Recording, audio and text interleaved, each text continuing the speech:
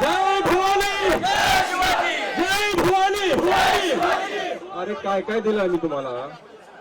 आमच्या जमिनी दिल्या, आमच्या जमिनीवर तुम्ही घर बांधले आणि आजच आम्हाला त्या जमिनीमध्ये त्या घरामध्ये मराठी म्हणून आम्हाला घर दिलं जात नाही.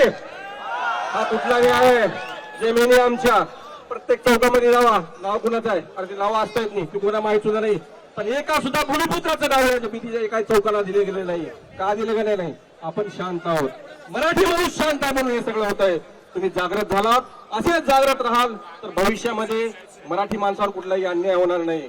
काल तुम्ही बघितलात टीडीआर घोटाळे, सगळ्यात जास्त घोटाळे टीडीआर. आता सोसायट्याचं रिडेव्हलपमेंटचं काम त्यांनी हातात घेत आहेत. तुम्हाला एक उदाहरण सांगतो मित्रांनो, एक सोसायटीमध्ये एक डिस्प्यूट रेज केला, तहसीलदारकडे अर्ज केला, तहसीलदारने सातबाऱ्यावर नाव चढवलं.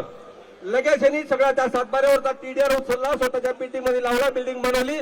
ती ऑर्डर लगेच एसडीओला चॅलेंज केली, म्हणजे डेप्युटी कलेक्टरकडे चॅलेंज केली आणि तो सातबारा परत त्या शेतकऱ्याच्या नावावर गेला. तो टीडीआर उचलला कुठे गेला? तो टीडीआर का परत मिळाला का? आजपर्यंत तो टीडीआर परत मिळाला नाही. हे टीडीआर घोटाळे करणार आहेत. अहो तुम्हाला माहित आहे का, आपले एक नेते त्यांनी चेन्नईला जमीन घेतली. चेन्नईला जमीन घेतल्यानंतर त्या जमिनीला फेन्सिंग केली. तुम्ही काय केलं असाल कधी? महानगरच्या पालिकेच्या पैशातून फेन्सिंग केली आहे.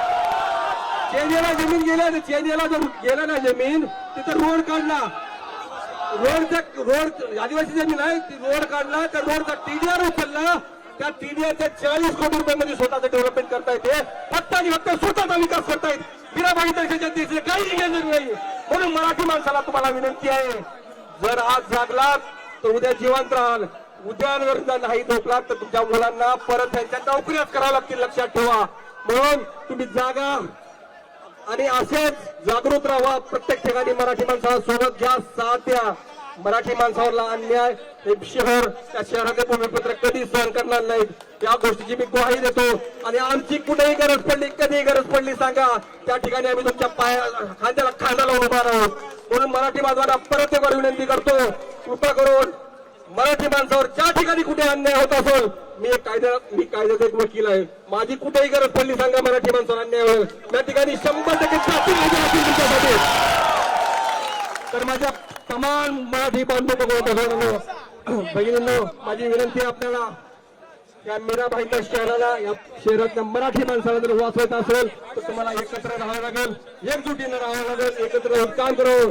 कुठल्याही मराठी माणसानं आजपर्यंत कुठल्याही उत्तर भारतीय किंवा इतर प्रदेशातल्या माणसावर अन्याय केलेला नाही.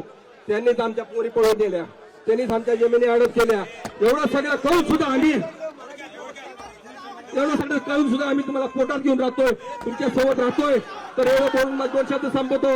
या ठिकाणी सर्वजण एकत्र राहाल, असंच एकजूट राहाल अशी ग्वाही देतो. जय हिंद, जय महाराष्ट्र, जय भवानी, जय भवानी. आता isakal.com आहे देशातील नंबर 1 ची मराठी न्यूज वेबसाईट. प्रत्येक अपडेटसाठी isakal.com ला नक्की भेट द्या.